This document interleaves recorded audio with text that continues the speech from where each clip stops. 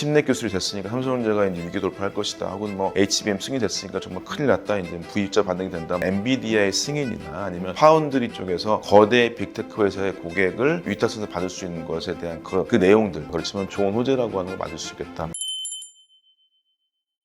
네, 안녕하세요. 저는 박준영이라고 합니다. 저는 삼성전자에서 반도체 연구소하고 인사팀에서 약 10년간 일을 했고요. 그다음에 이제 10년 정도는 반도체 업계에서 강의, 컨설팅 등등을 하고 있습니다.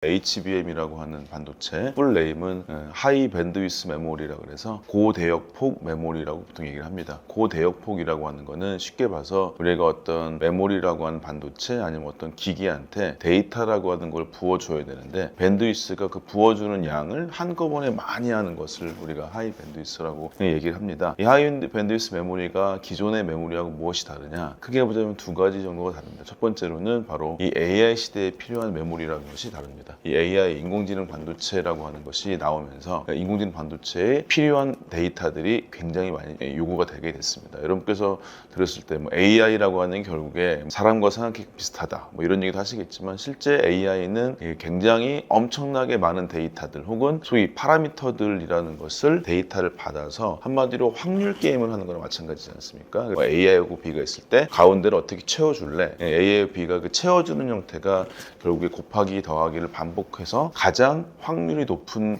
정보 같은 어떤 데이터를 넣는 게 AI인데요. 그게 이제 인간이 생각했던 방식과 유사하다 그래서 봤었을 때는 우리가 굉장히 대단해 보일 수도 있겠지만 실제로 그 데이터의 확률이라고 하는 걸 계산하기 위해서 반도체가 인공지능이 필요한 것이고 이런 인공지능용 반도체에는 그 데이터를 많이 넣기 위한 소위 수조 개의 파라미터가 필요하다고 얘기하는 데이터가 필요하다. 그러니까 아까 말씀드린 대로 그래서 데이터가 많이 필요하다. 그래서 인공지능 반도체에는 하이 밴드위스 메모리라고 하는 게 필요하다고 볼 수 있을 것 같습니다. 그래서 첫 번째가 인공지능용으로 쓰여지는 반도체이기 때문에 특이하다. 이 두 번째는 바로 HBM이라고 하는 게 그동안 삼성이 굉장히 잘했던 방식인 웨이퍼라는 공정이 있습니다. 반도체 공정이라고 하는 게 둥글게 만드는 형태의 웨이퍼 공정이 있고 이 둥글게 만든 칩을 아주 잘게 해서 조그만 다이가 만들어지는데요. 그 다이라고 하는 것을 다시금 이 배선이나 소위 감싸주는 방열 방습해주는 형태 공정을 후공정, 패키지 공정이라고 합니다. 그래서 여러분께서 혹시라도 어색하실지라도 이 전공정과 후공정 혹은 웨이퍼 공정과 패키지 공정 이 두 가지를 한꺼번에 쓰는데 훨씬 더 이 패키지 공정의 난이도가 올라가서 반도체 만드는 방식이 좀 달라진 게 있습니다. 결론적으로 인공지능 시대 때 꼭 필요한 반도체 근데 두 번째가 만드는 방식이 달라진 반도체가 바로 현재 HBM이라고 볼 수 있는데 현재 6월 말 정도 7월 정도에 나왔던 소식이 삼성전자가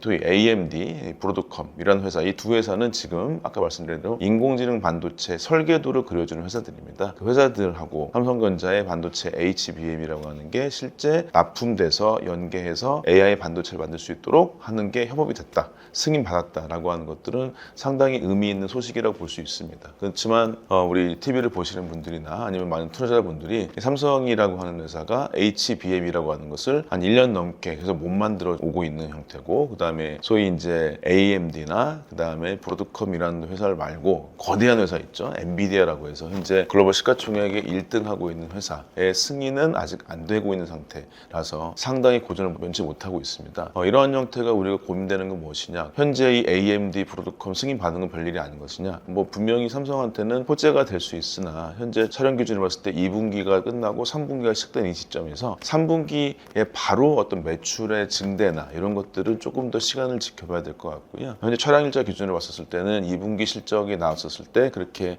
좋은 실적은 나오진 않았습니다. 이걸 봤었을 때는 조금 더 관망해야겠다. 그렇지만 좋은 호재라고 하는 거 맞을 수 있겠다 말씀드릴 수 있겠습니다.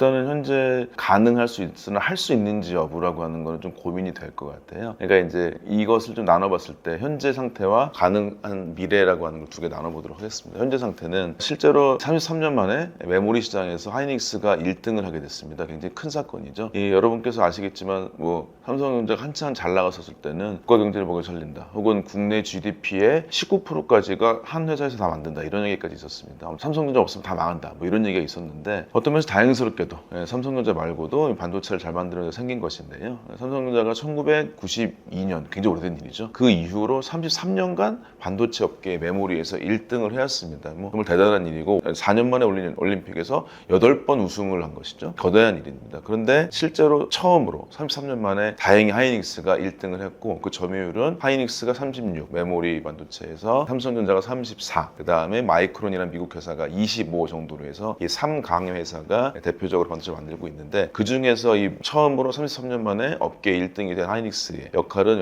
여전히 HBM을 엔비디아의 거의 단독으로 혹은 마이크론과 둘이 만들고 있긴 한데 생산성과 공급량에 대해서 부가가치는 엄청나게 현재 되고 있습니다. 실제로 이번에 2분기 말 정도에 삼성전자의 영업이익이 4.7조 원 정도 예상되는데 그중 반도체가 아쉽게도 1조 원이 안 됩니다. 거기에서도 이제 업계로 봤을 때는 이후에도 말씀드리겠지만 메모리 반도체하고 시스템 반도체 생산의 파운드리라는 게 있는데요. 현재 메모리 반도체의 이익이 아마도 확실치는 않지만 3조 언저리일 것 같습니다. 근데 이제 아직 하이닉스 실적 나오지 않았지만 9조로 예상이 되거든요. 3배 차이 나는 것까지 현재 벌일 예정입니다. 말하자면 이익률의 측면도 너무 크고요. 매출 측면도 차이가 나고 있는 상태이기 때문에 실제적으로 이 HBM의 엔비디아 승인 그거에 따른 고부가가치의 고수익의 HBM을 만들었던 SK하이닉스. 현재 SK하이닉스는 엔비디아의 승인을 받은 게 1년이 넘었습니다. 삼성전자는 그러니까 1년 이상의 차이를 가지고 있겠죠. 그래서 첫 번째로는 이게 기술적으로 엔비디아의 승인을 받을 수 있느냐 없느냐. 어떤 면에서는 투자하신 분들도 있고 삼성전자 관련된 소식을 계속 지켜보셨던 분이 있을 텐데 쉽지 않습니다.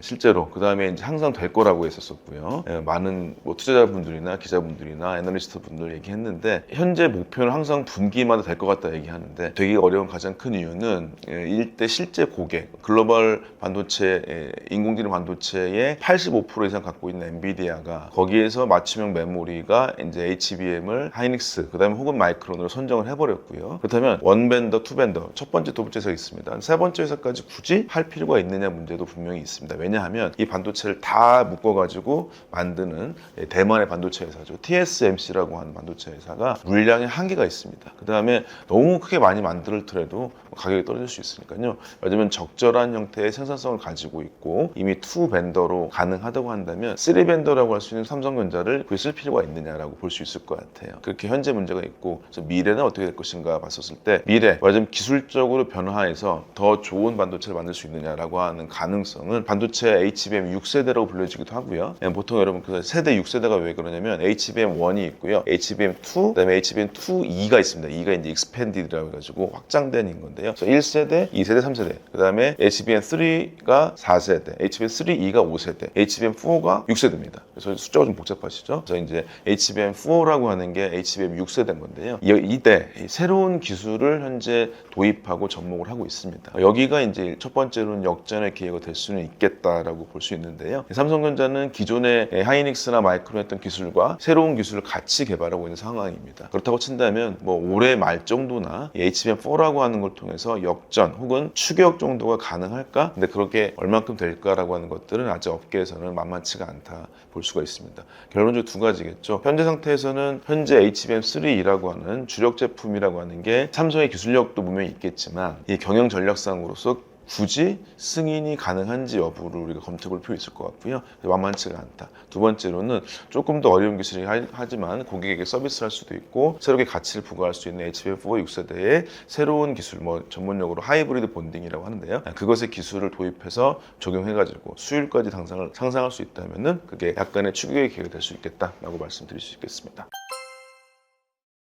전공정 웨이퍼 공정이 있습니다. 웨이퍼 공정에서 계속 같은 공정을 만들어서 이거를 같은 동일한 칩을 만들게 되면요. 만약에 이 웨이퍼 만드는 공정이 만약에 여러분들 뭐 10나노, 4나노라서 이거는 이제 반도체가 선폭이라고 해서 이것들이 줄어들수록에 공정이나 어떤 제품들의 성능이 좋아지는 것입니다. 근데 물론 만들기 어려워집니다. 이 칩넷이라는 공정이 새롭게 도입됐는데요. 특히 기사를 전체를 보시면 4나노 칩넷 기술이라고 하는 게 도입됐다라고 얘기합니다. 칩넷이 왜 좋으냐? 보시면 웨이퍼 웨이퍼라고 하는 것에 모든 공정을 반도체를 만들어줄 때 4나노를 다 만들어주게 되면요, 어떤 면에서 이 반도체가 모두가 다 4나노일 필요는 없습니다. 무슨 얘기냐면, 여러분께서 이렇게 큰 칩을 하나 보시면 여기에는 뭐 CPU 같은 핵심인 것도 있는 것이고요, CPU를 도와주는 형태의 반도체 소자들도 있습니다. 이런 것들이 복잡하게 있는데, 말하자면 아주 밀도가 있고 성능이 가장 좋아야 되는 반도체는 이쪽 CPU 같은 거나 AP라고 보통 불려지는 모바일 CPU의 핵심인 영역들은 4나노라는 게 필요합니다. 아니면 그 이하 3나노 이런 거 필요한데, 옆에서 뭔가 도와주는 형태의 다른 반도체나 소자 혹은 여기의 패턴들은 10나노, 20나노 등등으로 나눠볼 수가 있습니다. 말하자면 전체 칩을 만들 때 한 칩이 커져가지고요, 여기에 모든 기능을 다 밀도 있게 넣었을 때 만약에 이 칩이 만약에 가운데 중간 정도의 디펙이라고 하는 불량이 떨어져가지고 이걸 버리게 되면 굉장히 아깝거든요. 근데 여기 조각을 쪼개가지고요, 요만큼은 4나노, 요만큼은 10나노 만들어 볼게요. 그러면 여기 딱 떨어졌어요. 그럼 요만큼만 버리게 됐기 때문에 여기 살겠죠. 그래서 이 칩넷이라는 기술은 뭐냐면 칩 조각이라고 하는 풀네임입니다. 칩 조각이라고 하는 걸 만들수록 첫 번째, 이 미세 공정에 부가가치 있는 공정들을 여기는 쓰고 여기 안 쓰기 때문에 기본적으로 미세 공정이 비싸고 아닌 게 좀 쌉니다. 그럼 여기가 일단 공정을 단가를 좀 더 낮출 수가 있거든요. 두 번째, 그 다음에 여기들이 칩이 한 칩으로 다 만들게 되면 유리할 수는 있겠지만은 수율에 불리합니다. 그래서 이걸 쪼개게 된다면 수율에 좀 더 유리한 측면이 있습니다. 보시면 수율이라고 하는 것들을 어떤 분들은 오해 많이 하실 텐데, 기본적으로 웨이퍼라고 하는 거에서 이 칩이 양품 개수를 우리가 수율이라고 할 수가 있겠습니다. 결국에 이 디펙이라고 보통 불려지는 불량이 안 나와야 되는데요, 이런 것들은 실제적으로 반도체 공정이 미세화가 되면 될수록 꼭 잡아야 되는 불량 요소이긴 합니다. 이것들을 잘 잡아줘야 되기 때문에 이것은 한마디로 어떤 연구개발 같은 똑똑한 사람이 할 문제는 아니라, 이 양산, 수천 대의 장비가 있는 팹이라고 하는 공간 내에서 이 장비마다의 기술을 일치시켜서 만들어줘야 되는 약간의 노하우와 숙련도가 있는 기술로 보실 수 있을 것 같아요. 그런 것들이 필요하다. 그래서 칩넷 기술이 일단은 어느 정도 됐다고 하는 건 좋은 평가가 되겠다. 왜냐하면은 기본적으로 공정 단가라고 하는 것들이 조정이 가능하고 수율을 높일 수 있겠다라고 하는 걸로 말씀을 드릴 수가 있겠습니다. 칩넷 기술이 개발되면 가장 좋은 점이 어떤 것이 있냐면은, 결국에는 아까 말씀드린 대로 수율이 좋아진다는 의미는 실제로 반도체 업계 내에서 웨이퍼라고 하는 것에서 이만큼은 4나노, 이만큼은 10나노 이런 걸 나눠 할 수가 있는 것이고요. 특히 그 칩넷 기술의 기사에서 보시면 뭐라고 나오냐면은 이게 UCIe라고 나옵니다. UCI가 뭐냐면 Universal Connect Interface라고 해가지고요. 이게 무슨 얘기냐면은 이런 형태 UCI라고 하는 걸 쓰게 되면은 맞으면 어떤 이제 소재 패밀리스 회사에서 만들어주는 하나의 교차로치 보시면 될 것 같아요. 이런 조각쪽을 다 붙여야 되는데 UCI 기술을 쓰게 되면은 여기 조각들을 아무리 다르게 만들어도 같이 붙어 성능이 나와요 라고 하는 걸 얘기합니다. 그렇다면 이 조각이 달라더라도, 조각이 얘가 4나노, 얘는 10나노, 그러면 이제 원래 반도체를 만들려고 치면 4나노라고 하는 거가 있을 때는 붙이는 거 비슷한데 4나노, 10나노는 이 가운데에 있는 여기 만들어주는 통로를 만들기 좀 어렵습니다. 근데 그것을 이게 글로벌리 쓸 수 있는 플랫폼 같이 보시면 될 것 같아요. 그래서 이제 UCI라고 하는 기술이 있는데, 그곳의 기술력과 연관되어진 칩넷을 개발했다는 얘기는 무슨 얘기냐, 어떤 회사들이 와가지고 삼성의 수주를 맡기게 되면은 여기다가 4나노, 그다음에 여기에 10나노, 4나노, 20나노 이렇게 됐을 때 이것들을 만들 수 있도록 하는 반도체 파운드리 생산의 교두보가 됐다라고 보실 수 있을 것 같아요. 그래서 현재 반도체 삼성전자가 파운드리 업이 좋지는 않습니다. 점유율이 계속적으로 떨어지고 있는 상태이기도 하고, 이런 것들이 여러 가지 이유가 있겠지만, 일단은 기본적으로 파운드리 업은 기존의 반도체 메모리 산업과는 달리, 메모리 산업은 일단 자기가 다 만들어 놓고 난 다음에 파는 쪽에 가까운데, 소위 이제 파운드리는 맞춤형 반도체겠죠. 고객한테 우리가 이런 공정 4나노 할 수 있습니다, 10나노 할 수 있습니다, 10나노 할 수 있습니다, 우리 걸 한번 써보세요 라고 하는 서비스직에 가깝습니다. 그렇다고 친다면 이 서비스직에서 이 수많은 형태의 레퍼런스들에서 우리가 할 수 있는 것들이 여러 가지가 있습니다. 이거를 하실 수 있으면 갖고 계신 설계도를 구현할 수 있습니다. 이런 형태로서 소위 비즈니스 세일즈를 할 수 있다는 장점이 분명히 있기 때문에, 특히 칩넷 기술을 통해서 지금처럼 인공지능 반도체가 되게 다양해지고요, 아니면 또 다른 형태의 반도체가 나오고 있습니다. 그 다음에가 인공지능 반도체에서 뭐 GPU 여러 가지 것들이 막 있는데, 이런 것뿐만 아니라 새롭게 나와지는 뭐 안경, 뭐 그다음에 뭐 반지, 뭐 아니면 로봇, 뭐가 나올지 모르겠는 현재 새롭게 나오는 수많은 설계도에서 필요한 반도체들을 크든 작든 만들 수 있는 거라고 보실 수 있을 것 같아서, 일단 업계에서 세일즈 포인트의 교두보가 됐겠다고 말씀드릴 수 있겠습니다. 지금 이때 나왔던 반도체 경쟁력이라고 하는 게 일단 뭐 HBM일 수도 있고요. 칩넷 기술일 수도 있겠습니다. 이 두 가지가 실제 삼성이 그동안 고전했던 방식이긴 합니다. 실제로 고전했던 방식이라고 하는 건 무엇이냐면은 삼성은 설계나 생산을 같이 해가지고 완성된 단품 반도체를 파는 데 급급했다. 아니면 그것들의 힘이 좋았다. 근데 이제 지금 보시는 HBM도 맞춤형 메모리 반도체, 그 다음에 이제 칩넷도 맞춤형 시스템 반도체를 만드는 방식입니다. 이것을 이렇게 주문형 방식이라고 하거나 위탁 생산 방식이라고 하는 것들을 굉장히 잘했어야 됐고, 이런 것들에 대한 기회가 많이 있음에도 불구하고 실패를 계속했던 것입니다. 그래서 반도체 기술이라고 하는 것들이 물론 한 단계를 뛰어넘어서 급하게 개발할 수도 있겠지만 업계 내에서 하나의 서플라이 체인과 어떤 하나의 부품과 혹은 하나의 역할로서 협력을 해야 되는데, 그것에 대해서 기술적 기반을 마련했다는 것에서 장점이 있을 수 있겠습니다. 굉장히 수많은 기사들을 보셨을 것 같아요. 그 기사들에서 뭐 칩넷 기술이 됐으니까 삼성전자가 이제 위기 돌파할 것이다, 혹은 뭐 HBM 승이 됐으니까 정말 큰일 났다, 이제 V자 반등이 된다, 뭐 이런 되게 자극적인 내용들이 많이 있는데, 실제 매출에 대한 기대를 보셨을 때는 아직까지는 확인을 좀 해보시는 게 나을 것 같다 생각합니다. 실제적으로 크게 보자면 엔비디아의 승인이나 아니면 파운드리 쪽에서 거대 빅테크 회사의 고객을 위탁해서 받을 수 있는 것에 대한 그 내용들, 그런 것들을 확인하신 뒤에 어떤 실적 같은 것들의 반등 여부가 되지 않을까 조심스럽게 말씀드리겠습니다. 현재 실제로 8월 1일에 발효된다고 이미 도장을 찍은 관세의 부과 시점이 삼성전자에는 어떤 어려움이 있을 수 있겠냐, 반도체의 모든 품목을 다 관세를 매겨버릴 거야 하게 된다면 생각보다는 손실이 클 수 있습니다. 이 관세라고 하는 게 실제로 당신들이 계속 관세를 부과하게 된다면 반도체 생산 단가도 올라가게 된다. 제가 개인적으로 생각했을 때는 최대한으로 안 하는 게 맞다고 생각합니다.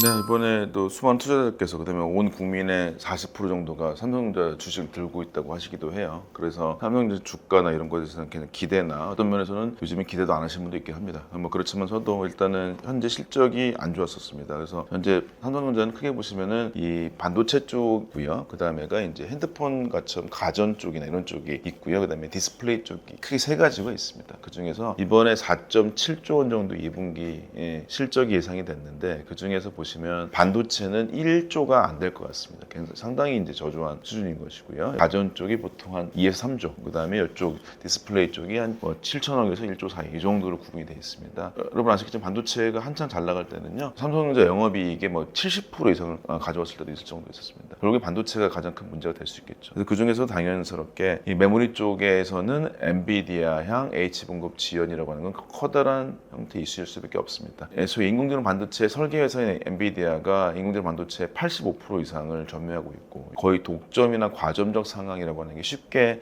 해결될 것 같지는 않습니다. 그 다음에 이제 작년부터 해가지고 24년 이후로는 엔비디아 퀄 테스트가 되니 마니가 많이 나왔었는데, 이런 것들이 계속적으로 이슈가 되고 있고 실제 실현이 되지 않고 있습니다. 이런 것들은 실제 만만치가 않은 일로 볼 수 있을 것 같아가지고요. 당연히 HBM 공급이라고 하는 것들이 엔비디아 승인은 받아야 된다고 볼 수 있을 것 같고요. 이것에 따라서 메모리 사업이라고 하는 게 기존의 단품이라고 할 수 있는 DDR이라고 되어 있습니다. DDR이 뭐냐면 반도체를 만들어준 하나의 제품 특징을 보실 수 있을 것 같은데, DDR 반도체를 8개, 12개 막 쌓는 것들이 HBM입니다. 이렇게 기술로서 기존의 반도체 기술과 다른 형태의 기술이 필요했었고, 이것을 간과했었던 삼성에서의 기술적 리더십의 위기 같은 것들이 현재의 상황을 불렀다고 볼 수 있을 것 같습니다. 파운드리는 거의 조단위 적자가 나고 있습니다. 그래서 2.5조 원이지 않을까 마이너스로 이렇게 소위 역성장하고 있는데, 파운드리의 가장 큰 마이너스 이유는 두 가지입니다. 첫 번째가 바로 서비스 마인드라고 하는 게 별로 없었다라고 볼 수 있을 것 같습니다. 반도체 삼성은 단품을 반복적으로 만들어서 업계를 호령한 헤게모니가 셌던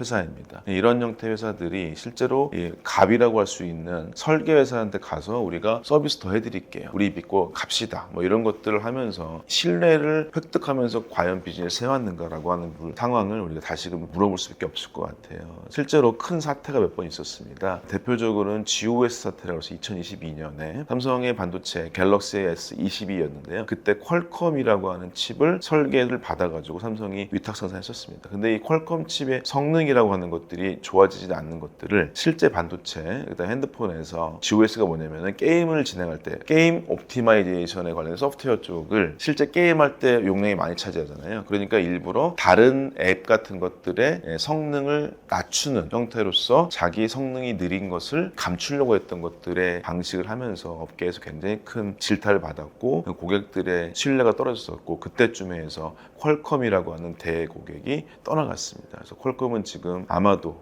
TSMC하고 일을 하고 있는 것이고, 삼성전자를 할까 말까 고민도 하고 있다고 하지만 여전히 TSMC라고 하는 거함을 쓰는 쪽으로 결정이 된 것 같습니다. 말하자면 업계상에서의 서비스 마인드가 전혀 없는 것들이 분명히 있다라고 볼 수 있겠고요. 두 번째로는 결국에 이 수율이라고 하는 문제가 발생되고 있습니다. 수율은 양품의 비율인데, 현재 이 삼성전자가 3나노, 2나노 반도체를 만들고, 특히 2023년도에는 GAA 페이스라고 하는 형태의 반도체를 만들어가지고 실제 세일즈를 막 했는데, 아무도 그것을 매출로서 하는 고객으로서 위탁 생산 부서로서 해주지 않고 있습니다. 가장 큰 이유는 결국에 수율의 문제라고 볼 수 있을 것 같습니다. 아무리 얘네들이 웨이퍼에서 성능이 나오는 반도체가 나오고 할지라도 그것이 실제 웨이퍼에서 양품 개수의 수율 문제가 50% 이하다, 60% 이하다 이렇게 되면은 가격이 남질 않습니다. 그 다음에 가격이 남는 것뿐만 아니라, 그러니까 매출에서 이익이 어렵습니다. 왜냐면 불량품을 다 버려야 되니까요. 그리고 당연히 원가가 올라가니까 판가를 자기 삼성에서 어떻게 할 수는 없으니까요. 그래서 이익이 남지 않는 데 분명히 있는 것이고, 그 다음에 이 불량품 개수 계속적으로 유지된다는 이유는 이것들이 실제 생산해서 얼만큼 완성할 것인가에 대해서 고객한테 명확하게 약속을 할 수 없다고 하는 단점이 될 수 있겠습니다. 그래서 이 수율의 문제는 원가하고 판가에 따른 이익률 감소의 문제도 있지만, 굉장히 중요한 게 무엇이냐, 바로 고객 신뢰를 계속적으로 무너뜨릴 수밖에 없겠다라고 하는 것들이 있기 때문에 이것이 그래서 문제가 된다. 결론적으로 서비스 마인드하고 수율의 문제라고 하는 것들이 여전히 발생되고 있다고 말씀드리겠습니다. 하이닉스는 결국에는 메모리 쪽으로 보자면 HBM 하나에 집중했다고 하는 것들이 분명히 있습니다. HBM을 왜 잘 만들게 되느냐, 당연스럽게 엔비디아와 오랫동안 협력을 하면서 서비스 마인드가 있게 반도체를 만든 것인데요. 실제 삼성전자에서 하이닉스에서 HBM2E라고 하는 HBM 3세대까지만 하더라도 삼성전자 하이닉스가 약간의 비슷한 형태로서 기술력을 가지고 있었다가, 특히 작년에 나왔던 게 HBM3 4세대죠. 그때부터 이 승인이라고 하는 게 삼성전자가 안 되는데 하이닉스 되기 시작했습니다. 당연히 삼성전자가 큰 회사기도 하고요. 메모리에 대한 경쟁력이 있다고 생각했으니까 이 젠슨왕 CEO, 그 엔비디아 CEO가 찾아가서 얘기했지만 약간의 어떤 문전박대라는 얘기도 있었었고요. 소위 협력을 하지 않는 형태, 한마디로 갑이라고 하는 설계에서 봤을 때 말 안 듣는 것이죠. 근데 이제 업계 2등이었던 하이닉스는 아주 제대로 개발을 해줬었고요. 원래 원했던 성능보다 좀 더 성능이 잘 나오는 형태로서 제시를 했습니다. 맞아요. 서비스 좋고 품질도 좋은 거예요. 이것들이 실제 HBM3 때 역진이 되기 시작하면서 그것들이 지금까지 확대돼가지고 된다고 말씀드릴 수 있겠고, 그래서 첫 번째는 서비스가 제대로 돼서 협력이 됐다. 두 번째는 기술력이 뛰어납니다. 이 기술력도 하는 것은 반도체라고 하는 게 HBM을 특히 만들 때 웨이퍼 공정인 이 공정과 패키지 공정인 공정 두 가지가 있을 텐데, 웨이퍼 공정 자체에서도 이미 하이닉스가 삼성전자를 앞서고 있습니다. 이 단품 기술이라고 할 수 있는데, 여러분께서 청축이 좀 어려울 수도 있겠지만 반도체 D램의 제품을 10나노급이라고 하는 것을 크게 D1X, YZ, A, B, C라고 나눕니다. 그래서 D1X가 이제 1세대, 그래서 1, 2, 3, 4, 5, 6인데 현재 반도체 단품으로는 D1C라고 하는 6세대 반도체, 이 반도체가 최신품인데 이미 삼성전자 말고 하이닉스는 수율을 60%, 70% 가까이 확보를 했습니다. 근데 삼성전자는 이것에 이제 양산에 돌입했습니다. 이 둘 사이가 기본적인 단품이 6개월 차이가 나버리는 것이죠. 말하자면 기본으로 반도체가 세대가 앞서갈수록 전력 소모가 적고 크기가 줄어듭니다. 굉장히 용이하겠죠. 말하자면 이런 형태이기 때문에 일단 단품의 경쟁력 차이도 분명히 있다. 그 다음에 후공정을 만들었던 HBM 공정도 아주 끈덕지게 만들었던 하이닉스 방식이 수율과 제품의 품질에 굉장히 좋겠다라고 볼 수 있겠죠. 물론 현재 그러면 제품과 품질이 왜 좋아지는 거냐 보시게 된다면은, 이것은 소재라고 하는 것들을 더 좋은 발열에 강한, 왜 발열이 발생하냐면은 반도체라고 하는 계속적으로 에너지를 주지 않습니까? 에너지를 먹는 하마인데 에너지를 줬을 때 이 저항이 높을수록 열이 막 발생합니다. 열이 발생하는 걸 빨리 빼줘야 얘네가 열화되거나 성능 저하가 안 되겠죠. 근데 얘네들이 좋은 소재를 썼기 때문에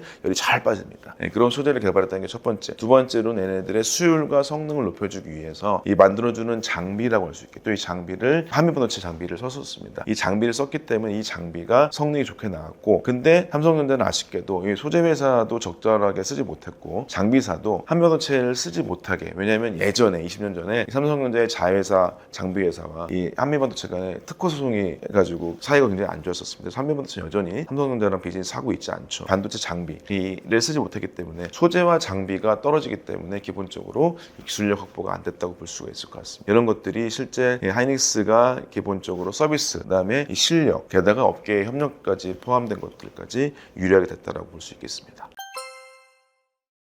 트럼프는 굉장히 이상한 놈이라고 볼 수 있겠죠. 소위 이제 그래서 똑똑한데 이상한 사람이 볼 수도 있기도 하고 어떤 면에서 뭐 기존의 모든 외교적 프로토콜 같은 거 없애버리는 형태로 볼 수도 있을 것 같습니다. 그래서 현재 실제로 8월 1일에 발효된다고 이미 도장을 찍은 관세의 부과 시점이 실제로 잘 될지 안 될지 모르겠습니다. 하여튼 된다는 가정하에서 삼성전자에는 어떤 소위 이제 어려움이 있을 수 있겠냐, 이 여러 가지 반도체의 디테일을 따져봐야 됩니다. 현재 실제 반도체 단품이라고 하는 단품들이 실제 미국으로 넘어가는 형태는 전체 반도체 매출에서 8% 이하밖에 안 됩니다. 크지 않죠. 말하자면 이 반도체 관세, 그러니까 모든 관세를 25% 부과하기로 했는데 이 20% 관세가 반도체 단품에만 들어간다고 친다면 아주 엄청난 손실이 될 것 같지는 않습니다. 그런데 만약에 반도체를 포함한 핸드폰, 반도체를 포함한 가전, 이렇게 해서 반도체 들어가 있지, 그러면 여기에 반도체 품목 중에서 여기만 할게, 여기만 할게, 혹은 반도체를 만들어주는 장비, 혹은 뭐 배관, 뭐 이런 것까지 연관돼서 반도체 모든 품목을 다 관세를 매겨버릴 거야 하게 된다면 생각보다는 손실이 클 수 있습니다. 그렇지만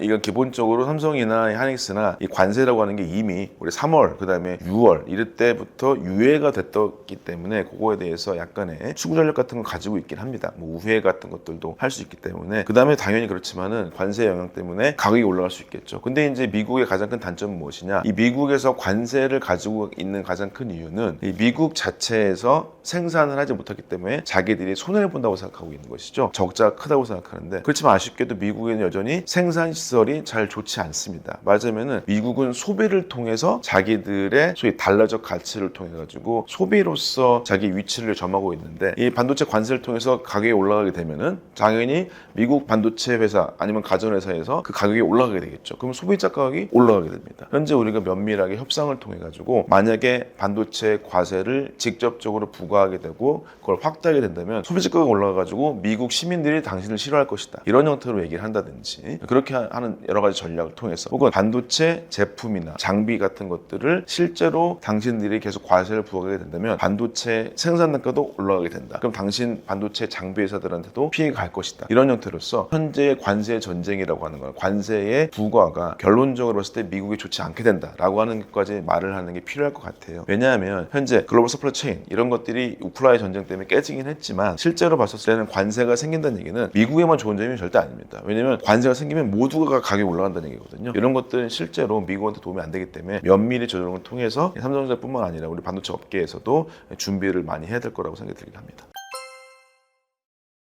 네, 지금 이제 미국의 전략은 관세를 지을 게 아니면 미국 들어와서 만들어라, 이 두 가지 전략입니다. 특히 바이든 정부 때 뭐 기억하시겠지만 IRA 법안이죠. 인플레이션 감축법입니다. 이걸 통해서 미국에서 물건을 팔 거면 미국에서 생산해라 라고 해서 말도 안 되는 일을 했는데, 맞으면 관세를 맞을래, 미국에서 들어올래, 이 두 가지를 가지고 선택하라고 하는 아주 뭐 독배를 들려고 하는 것 중에 하나인데요. 이 두 가지가 가능하냐? 가능할 수 있겠습니다. 그래서 이제 기본적으로 이 보조금 지급이라고 하는 걸 약속을 했죠. 그래서 이미 TSMC는 10조 원 가까이 받았고, 삼성전자 같은 경우가 7조 원을 받았다 혹은 더 줄었다는 얘기 왔다 갔다 하기도 하고요. 하이닉스는 HBM 공장을 지으려고 5,500을 받는다는 얘기가 있습니다. 이게 실제 집행된 여부도 아직 확인되고 있지는 않아요. 말하자면은, 근데 그것을 받아들여야 하냐? 제가 개인적으로 생각했을 때는 최대한도로 안 하는 게 맞다고 생각합니다. 왜냐하면 실제로 미국이란 데에서 갖고 있는 노동 조건의 차이, 그 다음에 인건비, 비용, 그 다음에 공장을 하나 짓게 되면 무조건 계속적으로 거기에 투자를 해야 되는 게 분명히 있거든요. 그래서 최대한도로 이거는 관세 여부랑 실제 거기에 1차적인 건설과 운영 비용을 포함해서 면밀히 따져봐야겠지만 저는 최소한 하는 게 맞다고 보긴 합니다. 일단 2분기 말에 진행됐었던 AMD와 브로드컴의 HBM3E의 승인에 따른 납품이라고 하는 게 현실화된다면 약간의 이익이 될 수 있겠습니다. 그 다음에 가장 중요하고 누구나 다 궁금해하고 이제는 좀 더 상식이 되어버린, 과연 엔비디아 승인이 될 것인가 여부입니다. 근데 엔비디아 승인 여부는 만약에 3분기에 될지라도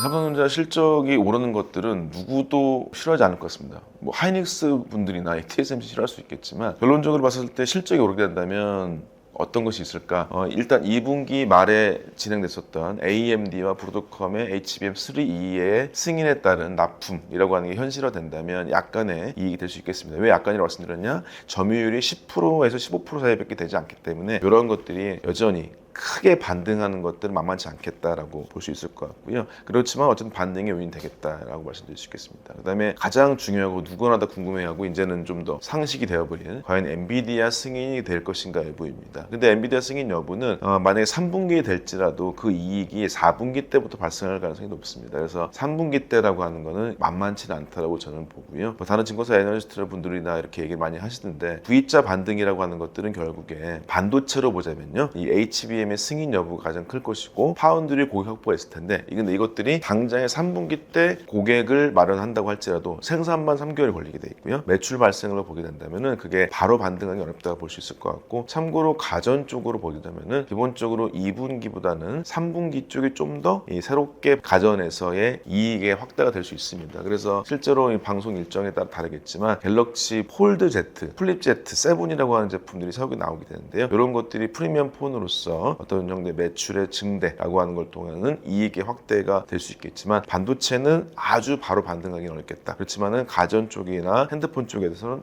반등의 기회가 있겠다라고 말씀드릴 수 있겠습니다. 우리나라 모든 산업에서 되게 중요한 게 중국의 위협이라고 하는 게 있습니다. 제가 이 책에도 얘기를 했는데요. 반도체를 중심으로 봤을 때 미래 3년이라고 제가 얘기한 것 중에서 세 가지 이유가 있습니다. 첫 번째 이유는 바로 인공지능 반도체 시장이 실제로 이제 안정화되고 새로운 반도체가 나오게 되면서 인공지능 반도체 만들 수 있는 기술을 정말 확보할 수 있느냐라고 하는 게 첫 번째 이유고요. 두 번째로는 삼성전자가 어려웠던 파운드리의 교두보가 되냐가 있습니다. 세 번째가 바로 중국의 추경입니다. 현재 실제로 반도체 삼성이 잘하고 있거나 하이닉스 잘하고 있는 반도체가 메모리 반도체인데, 메모리 반도체가 중국 시장과 3년 차이가 보통 나게 되어 있습니다. 3년 차이가 나더라도 왜 중국의 추격이 무섭냐라고 하는 것들은 좀 냉정하게 볼 필요가 있습니다. 첫 번째로는 정말 무섭냐, 1년 안에 큰일 나는 것이냐 라고 하는 건 그렇게 보기는 어렵습니다. 말씀드렸다시피 3년이라고 제가 얘기한 대로 3년이라고 하는 기간 정도로 기술 차이가 나고 있습니다. 그렇다면은 이 3년 뒤에 2027년에 이 3년의 격차가 좁혀질 거냐라고 하는 것들은 업계마다 이견이 있긴 합니다. 이런 것들이 하나를 너무 크게 엄청나게 우려라고 볼 수는 없는 가장 큰 이유는, 일단은 반도체라고 하는 게 현재 삼성이나 하이닉스는 D1C라고 하는 D램의 10나노 6세대를 양산 중에 있는데, 현재 반도체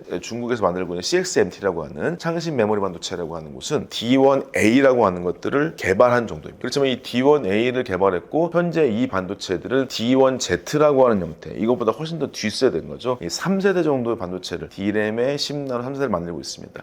여기하고 여기는 굉장히 큰 차이가 많이 있습니다. 그래서 실제로 이 여러저러 데이터를 보시게 된다면 반도체 웨이퍼 출하량으로 보시게 된다면은 중국이 10% 넘는다 이런 얘기가 있는데요. 근데 실제 마켓에서의 점유율을 보자면 3% 이하입니다. 이게 무슨 얘기인가? 왜냐하면 같은 웨이퍼를 출하하더라도 D램의 10나노 3세대 D1Z는 개수도 덜 나오고요, 성능도 떨어집니다. 근데 D1C라고 하는 거는 개수도 많이 나오고 성능도 좋겠죠. 당연히 여기가 같은 웨이퍼더라도 이 성능과 수율 측면이 훨씬 더 유리하게 되어 있습니다. 그렇다면은 당연히 웨이퍼 생산량이 곧 매출액은 아닙니다. 그냥 생산성인 것 뿐인 거죠. 생산성 했다고 해서 물건이 안 팔리면 안 좋지 않습니까? 그런 형태로 봤었을 때는 얘네들이 실제로 반도체라고 하는 중국 반도체의 위협이 있을 수는 있겠지만 그게 단기적으로는 생산은 가능하나 제품이 좋냐라고 하는 것들은 좀 더 의문사항이라고 볼 수 있을 것 같기도 하고요. 그 다음에 이제 우리가 이제 여러 가지 발표를 통해서 요즘에 삼성전자의 신문 기사를 가지고 계속 속는다 생각하시는 것처럼 중국도 내부적으로 소위 DDR5 D1A라고 하는 D램의 4세대 반도체, 거기서 이제 신제품이죠. 그것이 개발되고 양산되고 있다고 하는데 그게 얼마나 제대로 된 건지는 잘 알 수가 없습니다. 왜냐면 중국도 주로 이제 공산당 중심으로 돌아가는, 여기서 계속 투자금 받기 때문에 자기들도 발표를 위해서 개발 완료됐다고 해서 약간의 그런 것들 조정하는 것들도 없진 않거든요. 그래서 좀 면밀히 봐야겠지만 위협은 분명히 있을 수 있겠지만은 우리가 차제로 봤을 때는 분명히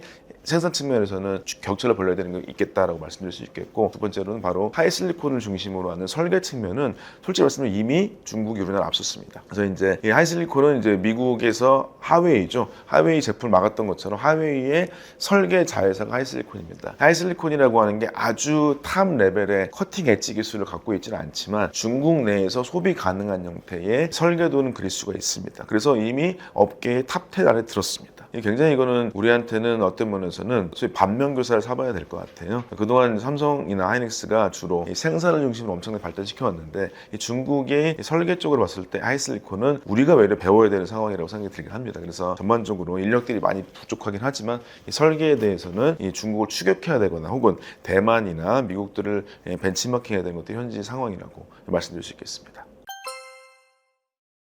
현재 우리 정부가 새롭게 들어와서 과학기술 인재에 대한 육성 뭐 이런 것들 되게 얘기를 많이 하고 있고요. 뭐 AI를 되게 강조하고 계신데 AI 반도체 둘 다 강조되고 있습니다. 그래서 의대 정원 이런 것들 포함해가지고 인력들이 많이 없기도 하다, 뭐 실력하는 사람이 없다 이런 얘기도 있는데 실제 업계상에서 생각하실 거는 일단은 취업을 위해서는 이공계 인력들은 더 늘어나는 편이긴 합니다. 많은 인력들이 실제 이공계 쪽으로 오긴 옵니다. 소위 취업이 잘 되니까요. 그런데 이 인력들이 과연 국내 회사에서 있는 게 최우선이냐? 그렇게 보진 않는 것 같습니다. 왜냐하면 실제로 특히 반도체 업계를 보자면은 삼성전자 하이닉스를 제외하고 다른 회사 갈 만한 회사가 많지 않습니다. 자기들이 뭐 청운의 꿈을 가지고 우리가 장비사에 들어가서 열심히 해보겠다고 하겠지만 삼성전자 하이닉스를 제외하고 이 업계에서의 임금 체계가 너무 큰 차이가 나게 되어 있습니다. 이거는 이제 우리나라가 그동안 대기업 중심의 체계로서 이 큰 대기업 두 개 아래가 가면 갈수록 연봉이 떨어지게 되어 있어서 같은 팹이라고 하는 공간에서도 어떤 사람은 신입사원 연봉이 총액이 1억에 육박하는 정도인데 어떤 사람은 최저임금을 받고 있거든요. 이렇게 해가지고 인력에 대한 수급이나 위로 어려움이 분명히 있습니다. 근데 여기서 이제 어떤 일이 발생하냐? 맨 위에 있는 사람들은 시니어가 되거나 양성됐었을 때 이 사람들이 밖에 나가서 국내에서 갈 데가 없어요. 왜냐면 연봉이 안 맞는 거죠. 삼성에 나왔더니 연봉 맞춰주지 않습니다. 저도 이제 삼성 다닐 때 다른 곳에 이직도 알아보고 했었을 때는 봤더니 연봉이 안 맞아서 이직이 안 됩니다. 국내에서는 갈 데가 별로 없어요. 그러면 이제 어느 정도 어학이 되거나 혹은 어학이 되지 않더라도 기술 인재들이 해외로 나가고 있습니다. 저는 이제 해외에 나가는 것들을 기술 유출, 인재 유출이라고 볼 수도 있겠지만 이거는 우리나라가 다시금 생각을 해봐야겠습니다. 그만큼 우리나라가 외국 사람들을 받아들일 준비가 돼 있느냐 거꾸로 생각해 봐야겠죠. 우리가 이것도 웃깁니다. 중국으로 가는 것을 기술 유출, 기술 보완의 문제로 생각하는데 미국 가는 건 글로벌 진출로 생각하는 분들이 많이 있거든요. 이것도 좀 이상하죠. 그러니까 이게 우리가 잘 봐야 될 것은 우리가 그동안에 정말 회사로서 삼성이나 하이닉스 혹은 다 이 정도 수준 아니면 혹은 글로벌 수준에 갖고 있는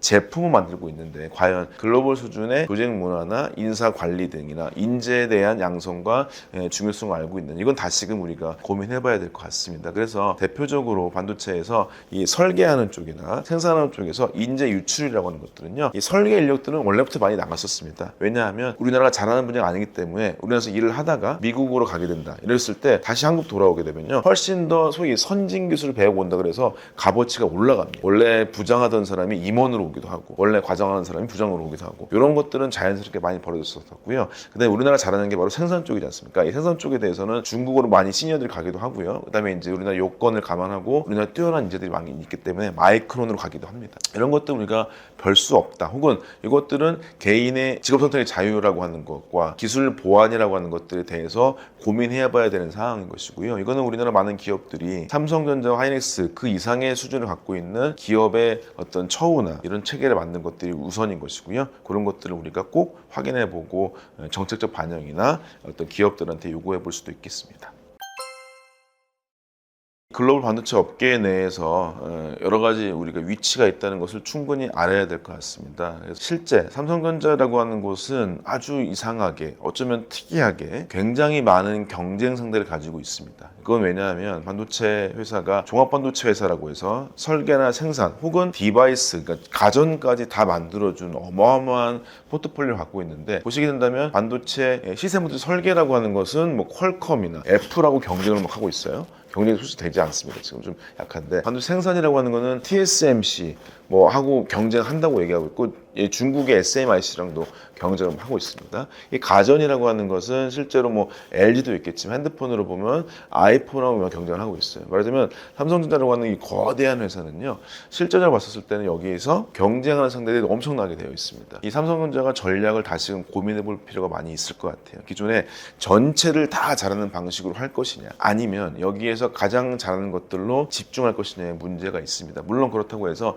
지금 그나마 나은 메모리 만드세요 라고 생산이라고 하는 것은 미래를 생각하지 않는 것입니다. 저는 생산이라고 했을 때 생산이 되게 중요하다고 보고요. 특히 메모리 생산하고 파운드리가 현재 어렵지만 다시금 바닥을 찍고 파운드리 생산 이 두 가지에 집중을 하고 나머지 쪽에 대해서는 협력적 방식이 낫지 않나 관측을 해봅니다. 그래서 그런 걸 통해서 일단은 삼성전자 나갈 길은 무엇이냐, 가장 잘하는 것을 아주 뾰족하게 발전시켜서, 그러면 여러분 아시겠지만 글로벌 서플라이 체인 내에서 가장 잘하는 기업들끼리 얼라이언스 맺고 있지 않습니까? 현재 AI 반도체는 엔비디아가 설계하고 메모리가 HBM, 삼성 하이닉스가 만들고 TSMC가 만들어주는 이게 지금 하나의 큰 서플라이 체인이거든요. 현재 글로벌리 경쟁을 갖고 있으려고 하고 잘하는 회사가 대부분의 돈을 다 버는 것처럼 이런 체인이 만들어져 있다면 삼성전자가 가장 잘하는 걸 통해서 업계에서 글로벌리 선두를 갖고 있는데, 맞으면 국내에서 뿐만 아니라 전체를 다 하는 것들이 아니라 글로벌 협력 체계를 구축해서 거기에 하나의 과점화하는 형태로서 가는 것이 가장 맞다고 보고, 그런 걸 통해서 기술력 집중, 그 다음에 인재에 대한 존중 같은 것들이 많이 필요해 보입니다. 그래서 이제 모리시장이 요즘에 삼성을 비판하면서 삼성이 갖고 있던 장점은 사라지고 단점만 늘었다 이런 얘기 하기도 하는데요. 그것도 제 쪽도 적절히 맞을 것 같습니다. 만약에 빅테크 회사든 고객들이 이렇게 하는 게 가장 싸고 빠르고 효율적이다, QCD가 된다, 그러고 친다면 당연히 할 수가 있겠죠. 왜냐면 이것을 제대로 만들 수 있는 곳은 여전히 삼성전자가 될 수 있겠다라고 하는 게 하나의 반등일 것이고, 기사에서 나와서 이제 30조 프로젝트라는 얘기가 있었습니다. 이것들은 조금 새롭거나 혹은 의아하거나 되게 놀라우실 수도 있겠지만, 이 삼성전자가 업계에서 유일하게 차별화가 되는 점이라고 볼 수 있을 것 같습니다. 삼성전자는 말하자면 메모리 시스템 반도체 두 개를 만들 수 있는 유일한 회사인 것이고요. 물론 그것이 굉장히 잘했다면 최고의 회사가 됐을 것입니다. 그렇지만 이제 기본적으로 최고 회사라고 하는 것이 협력적 회사가 됐었으면 더 좋았을 것이라가 있을 것입니다. 30조 프로젝트가 뭐냐면 P5, 그러니까 평택이라고 하는 곳에서 공장을 짓는데 P5가 평택의 5번째 단지라는 것입니다. 근데 여기서 글로벌리 최초로 메모리 반도체와 시스템 반도체를 한꺼번에 만들 수 있는 형태로서 팹을 짓는다는 얘기인 건데요. 거기에 들어가는 건설 비용이 30조 원이 됩니다. 엄청나죠? 우리 내 월급이 얼마인데 이런 생각도 드실 텐데요. 30조 원을 통해서 거대한 형태의 매출을 만들어야 합니다. 왜냐하면 우리가 이제 최강자라고 얘기하는 TSMC는 시스템 반도체 생산에 집중하고 있습니다. TSMC가 약간 아픈 손가락 혹은 여전히 어렵다고 생각하는 게, 메모리 반도체를 시작하려고 벵가드라고 하는 회사를 2000년 초반에 샀다가 결국 메모리 실패를 했습니다. 그래가지고 그때쯤에 막 이건희 회장이랑 모리시창이 만나고, 이건희 회장 아시고 모리시창은 TSMC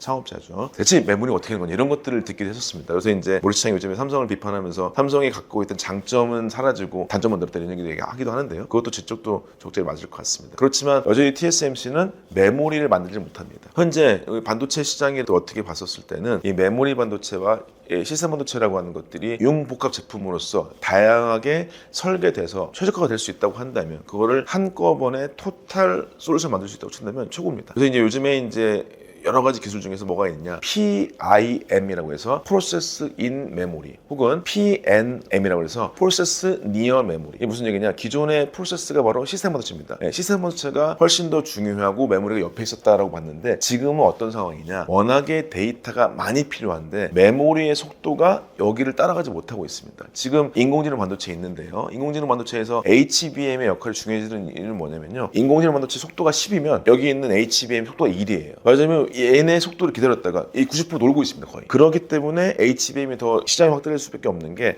이 GPU라고 하는 형태 반도체가 커지고 성능이 좋아져요. 그러면 HBM이 더 늘어납니다. 그래서 보시면은 HBM 6세대가 아니라 이번에 뭐 4HBM, 8HBM, 12 HBM이 나옵니다. 무슨 얘기냐면 GPU라고 하는 게 하나 두 개 있을 때 옆으로 HBM 하나 둘 셋 계속 깔려요. 가면 갈수록 HBM 늘어나요. 이게 무슨 얘기냐면 이렇게 형태로서 메모리 반도체의 속도가 메모리 월이라고 합니다. 메모리 벽이죠. 메모리가 늦다, 메모리가 많이 필요하다. 그러면은 메모리 있고 조그만 형태의 CPU만 있어도 되겠죠. 이렇게 해서 메모리 안에 CPU가 바로 프로세스 인 메모리입니다. 메모리 안에 CPU. 이런 것들은 당연히 메모리 회사인 한국에서 하려고 하겠죠. 다른 나라들은 별로 안 좋아합니다. 이런 것들 설계 해결은 있어야겠지만, 만약에 빅테크 회사든 고객들이 이렇게 하는 게 가장 싸고 빠르고 효율적이다, QCD가 된다, 그러고 친다면 당연히 할 수가 있겠죠. 왜냐하면 이것을 제대로 만들 수 있는 곳은 여전히 삼성전자가 될 수 있겠다라고 하는 게 하나의 반등일 것이고, 잘 된다면이 필요합니다. 이런 것들을 통해서 이제 30조 프로젝트가 가능성을 염두에 봐야겠지만 여전히 필요한 것들이 있습니다. 그래서 저는 이제 이 책에서 얘기했지만, 우리가 이제 5년을 내다보고 있는데 3년 안에 이 반도체 파운드리 수요를 잡는 것을 분명히 진행을 해야 된다라고 하는 걸 한 다음에 메모리 경쟁력 두 가지 높인 다음에 그것에 융복합 제품 같은 것들을 통해서 또 다른 형태의 새로운 반도체를 만들 수 있도록 해서 한국만이 할 수 있는 반도체가 분명히 있기 때문에 그런 것들의 교두보가 된다고 말씀드릴 수 있겠습니다. 네, 삼성전자가 이제 특히 저희가 같이 얘기를 나누면서도 항상 걱정스럽다. 오늘 아니면 어떤 데서는 이제는 뭐 기대조차 안 한다. 뭐 다 이렇게 얘기도 하시는 분도 있는데요. 여기에 가장 큰 이유는 대표적으로 봤었을 때는 이 장점이라고 했었던 정말 빠르고 압축적으로 생산해가지고 거대한 생산성을 바탕으로 업계를 장악했던 점. 이런 점들이 굉장히 주요했던 상황이었는데 이것은 삼성전자뿐만 아니라 우리나라의 대기업들이 갖고 있는 현재 공착된 문제라고 볼 수가 있을 것 같습니다. 이런 것들의 장점을 어떻게 다시금 장점을 최대한 높이고 단점을 보완할 것인가 문제로 봤을 때는 첫 번째 봤을 때 기술 측면을 말씀드리게 된다면 연구개발과 생산 측면을 바꿔보도록 할게요. 어떤 분들께서는 반도체라고 하는 게 결국엔 똑똑한 사람들이 만드는 것이 아니냐라는 것도 말씀하시고 물론 그 측면이 바로 연구개발의 측면이긴 합니다. 이 연구개발의 측면으로서 이것을 계속적으로 최신의 반도체를 만들어 간다라고 하는 것들의 인재 영입 그 다음에 설계와 연구개발 부분에서의 새로운 사람들이 기술적으로 글로벌 가는 건 되게 중요합니다. 근데 현재 단점으로 부각되어 있는 게 같은 제품을 만들더라도 수율이 안 나온다는 단점이 있습니다. 근데 이제 이 수율이 안 나오는 단점을 삼성전자가 그동안 되게 간과해왔어요. 이런 것들이 기술적으로 복잡한 얘기있지만 간단히 말씀드리면 반도체 제품이 웨이퍼상에서 작아지면 작아질수록에 조그만 이 칩 하나가 있겠습니다. 칩 하나에 디펙이 딱 떨어져서 불량이 있습니다. 이런 거 떨어졌을 때 이 불량이라고 하는 디펙을 잘 잡지 못하면 작은 칩이 계속 죽어나가겠죠. 말하자면 생산이라고 해서 웨이퍼에서 칩 하나가 구동된 거는 연구개발이라고 하는 것은 될 수 있다. 그런데 수율이 안 나오면 팔 게 없는 거죠. 이건 뭐다? 웨이퍼라고 하는 공정에서 이것을 확대해서 양산에 수천 대의 설비들이 제대로 움직이려고 하는 것들 이게 제대로 돼야 수율 확보가 될 수 있습니다. 이것은 삼성이 그동안 아주 오랫동안 간과해왔던 반도체 생산 방식의 생산의 외주나 자동화의 단점이라고 볼 수 있을 것 같아요. 비견해서 삼성이나 TSMC나 인텔이나 하이닉스나 다 90% 이상 같은 장비 회사를 쓰고 있습니다. 근데 왜 수율 차이가 나냐? TSMC와 삼성만 비교가 된다면요. TSMC는 무한정으로 자동화를 위해서 팹이라고 하는 걸 늘리지 않습니다. 앞서 말씀드린 30조 프로젝트라고 하는 게 의미가 있습니다만서도 거기에 팹의 크기가 500에서 700m 가까이 됩니다. 굉장히 크죠. 근데 특이하게 TSMC는요. 200m 이상으로 팹을 크기를 키우지 않습니다. 봤더니 이 팹이라고 하는 것이 전체 공간에서 이 장비들의 진동, 유지보수, 내부의 온도와 습도 이런 굉장히 중요하거든요. 혹시라도 이쪽에 업계에 종사하셨거나 아니면 이쪽 아니더라도 뭐 디스플레이나 배터리나 유리나 이런 것들의 바이오나 이런 게 계셨던 분들께서는 이 내부의 팹이라고 하는 것이 온도, 습도, 진동 등이 되게 민감하다는 걸 아실 겁니다. 이게 가면 갈수록 더 민감해집니다. 이런 것들을 우리가 고려했을 때는 여기에 팹의 모듈 장치겠죠. 200m 팹을 단위 개수로 지었었을 때 TSMC가 봤을 때 자기들이 봤을 때 이게 최적화되는 거더라라고 볼 수 있을 것 같아요. 그래서 이 생산 수율과 장비의 일치화를 통해서 수율 확보를 올리기 위해서는 이 팹에 대한 훨씬 더 면밀한 정비와 인프라 개선이 많이 필요합니다. 당연히 이걸 할 사람들은 엔지니어가 할 수밖에 없거든요. 저희 단점이라고 하는 수율을 보완하기 위해서는 결국에 이 팹이 진짜 어떻게 수율과 생산성을 확보할 수 있을까라고 하는 문제를 고민할 필요가 있습니다. 이 업계 사람들을 만나게 된다면 삼성이 그동안 생산성이라고 하는 양이라고 하는 측면에서 엄청나게 성공을 거둔 것 같다. 그런데 지금 아주 적극한 수율, 양품의 달성에 대해서는 기술력 발전 같은 것들에 투자를 좀 잘못했다는 얘기가 업계에서 나오고 있습니다. 왜냐하면 보시면 TSMC라고 비교했을 때도 수율 차이가 나는 것들 왜 같은 장비 쓰면서 이런 차이가 날까? 이것들을 삼성전자는 주로 외주와 자동화를 통해서 이것들을 책임을 덜하거나 설비 유지 보수를 아예 맡겨버린 형태로 했는데 TSMC 그렇게 하지 않습니다. 처음에 반도체 장비 선정을 할 때부터 아주 비싼 장비라고 하는 것을 제대로 제값을 주고 사가지고 기술력적으로 검토를 한 다음에 라인에 배치시켜주는데 면밀한 측정도 할 수 있고 센서 만들고 이렇게 했는데 삼성전자 약간의 주먹구구식일 수 있었습니다. 거대하게 늘리게 되면 수율이 나오겠지라는 측면이었었고 당연시적인 것들이 많이 있었거든요. 이런 것들을 다시금 재고해야 됩니다. 지금은 수율이 안 나오게 된다면 진행되지 않습니다. 그래서 실제 우리가 요즘에 키워드 중에 뭐가 있냐면 디지털 튜닝이라고 있습니다. 디지털 정보나 아날로그라고 하는 실제 정보가 같게 만드는 게 디지털 튜닝인데 디지털 튜닝 되려고 하는 건 뭐냐면 아주 제대로 되어 있는 형태 모듈 팹에 이게 스탠다드가 있어야 이것을 복제하는 게 가능했습니다. 근데 지금 삼성이나 하이닉스도 마찬가지입니다. 얘네가 정말로 정확히 모듈 팹으로서 트윈할 수 있는 장치들이 마련되어 있느냐. 이거는 장비뿐만 아니라 뭐 배관이나 센서 등등을 다 포함한 영역입니다. 이게 돼야 TSMC만한 수익이 나올 수 있습니다. 2025년도 1월 달에 아리조나 TSMC 팹이 있는데요. 다들 반신반의했습니다. TSMC의 기술력이 정말 뛰어나게 되면은 제대로 노동하지 않는 미국 사람 대신으로 해서도 수익이 나올 것 같다 얘기했는데요. 정말로 우연치 않게 아니면 혹은 당연스럽게 TSMC는 아리조나 공장에서 수익 80%를 찍어버렸습니다. 바로. 그걸 봤을 때 TSMC가 정말로 모듈 팹을 기반으로 해서 디지털 트윈을 이뤘구나. 다시금 우리가 이 팹이라고 하는 생산 단지를 봐야 되는 것들을 여러분께 좀 강조를 드리고 싶습니다. 이 새 정보가 들어와가지고 반도체에 대한 관심은 지대합니다. 이제 현 정부에서 갖고 있는 반도체 초강국이라고 하는 거는 적절한 선택일 것 같고요. 이런 것들을 통해서 이제 30조 프로젝트가 가능성을 염두에 봐야겠지만 요즘에 기사 보시면 전영은 부회장이나 대표이사가 엔비디아에 자주 간다는 얘기도 있는데 지금 자주 간다는 게 문제가 아니라요. 아주 상주해가지고 모셔야 됩니다.